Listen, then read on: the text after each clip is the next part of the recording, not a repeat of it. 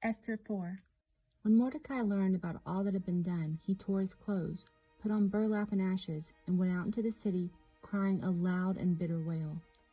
He went as far as the gate of the palace, for no one was allowed to enter the palace gate while wearing clothes of mourning. And as news of the king's decree reached all the provinces, there was great mourning among the Jews. They fasted, wept, and wailed, and many people lay in burlap and ashes. When Queen Esther's maids and eunuchs came and told her about Mordecai, she was deeply distressed. She sent clothing to him to replace the burlap, but he refused it. Then Esther sent for Hathach, one of the king's eunuchs, who had been appointed as her attendant.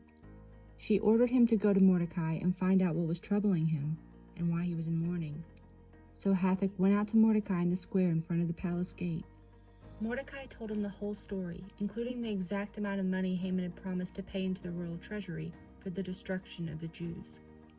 Mordecai gave Hathach a copy of the decree issued in Susa that called for the death of all Jews. He asked Hathach to show it to Esther and explain the situation to her. He also asked Hathach to direct her to the king to beg for mercy and plead for her people. So Hathach returned to Esther with Mordecai's message.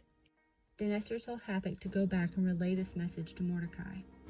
All the king's officials, and even the people in the provinces, know anyone who appears before the king in his inner court without being invited is doomed to die, unless the king holds out his gold scepter.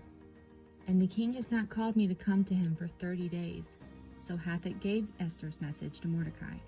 Mordecai sent this reply to Esther. Don't think for a moment that because you are in the palace you will escape when all the other Jews are killed. If you keep quiet at a time like this, deliverance and relief for the Jews will arise from some other place, but you and your relatives will die. Who knows if perhaps you were made queen for just such a time as this? Then Esther sent this reply to Mordecai. Go and gather all the Jews of Susa and fast for me. Do not eat or drink for 3 days, night or day. My maids and I will do the same. And then, though it is against the law, I will go in to see the king. If I must die, I must die. So Mordecai went away and did everything as Esther had ordered him.